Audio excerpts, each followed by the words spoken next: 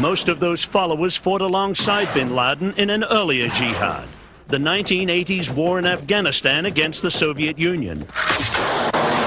Afghanistan drew thousands of volunteers like these from around the Islamic world.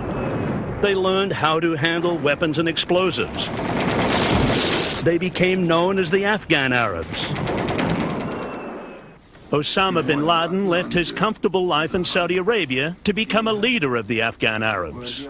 Informed estimates put their numbers between 12,000 and 20,000 men. Bin Laden's victories against the Soviets were well publicized in Saudi Arabia. Because of that, a lot of people wanted to participate in jihad, and they thought that Osama is an important figure. But he was not only willing to put his money, but he actually gone there himself and fought himself and get hurt. After the Afghan war, bin Laden became disillusioned with the Saudi regime, deeming it insufficiently Islamic. He moved to Sudan. 5 years later, under US and Saudi pressure, bin Laden was expelled from Sudan. A year ago, bin Laden took refuge here in Afghanistan. Afghanistan is perhaps the only country in the world that will accept him. Our quest to meet bin Laden begins in Peshawar, Pakistan, and then across the Khyber Pass to Jalalabad, Afghanistan, where we wait for several days. Finally, bin Laden's media advisor arrives. We are allowed to take our lights and sound equipment, but not our camera. There have been assassination attempts against bin Laden, and his security force worries our camera might contain a tracking device that would give away his location. The interview will be conducted with their camera. As best as we can reconstruct it, this is the route that we took to meet bin Laden. We are put in a minivan with curtained windows and drive west. As night falls, we move to a four-wheel drive vehicle that makes its way up a rough mountain path past checkpoints manned by heavily armed men. We are searched and electronically scanned to ensure that we're not carrying a tracking device. About 5,000 feet up is a small hut. We are allowed about an hour and a half with bin Laden.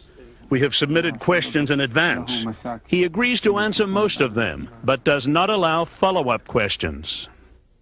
Mr. bin Laden, you have declared a jihad against the United States. Can you tell us why? The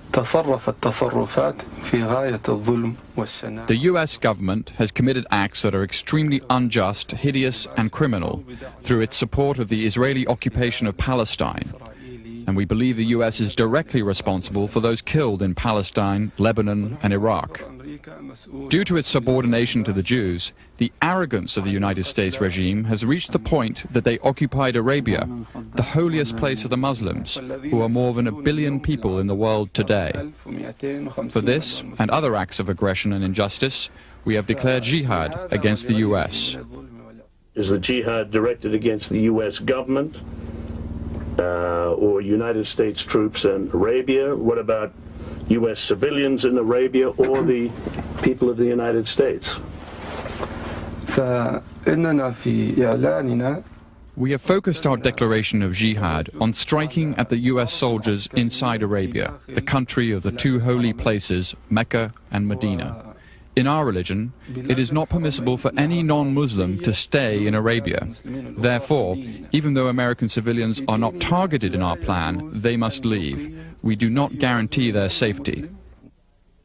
When this guy delivers his statements attacking the U.S. presence or his call for jihad, he is justifying these actions in very explicit Quranic Islamic terms with a law. It's like a careful legal brief. The U.S. government charges bin Laden with supporting terrorist activities throughout the Middle East. The U.S. today has set a double standard, calling whoever goes against its injustice a terrorist. It wants to occupy our countries, steal our resources, impose agents on us to rule us, and then wants us to agree to all this. If we refuse to do so, it says we are terrorists. When Palestinian children throw stones against the Israeli occupation, the U.S. says they are terrorists. Whereas when Israel bombed the United Nations building in Lebanon, while it was full of children and women, the US stopped any plan to condemn Israel. The US government also points to bin Laden's circumstantial ties to terrorism within the United States. Mr. bin Laden, if you had an opportunity to give a message to President Clinton, what would that message be? Mentioning the name of Clinton provokes disgust and revulsion. The president has a heart that knows no words.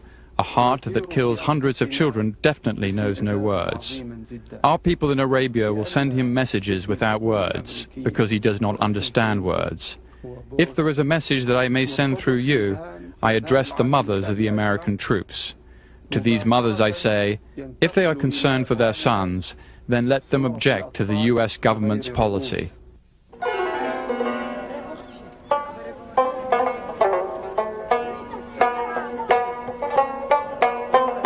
But in Afghanistan, bin Laden is beyond the reach of US law enforcement.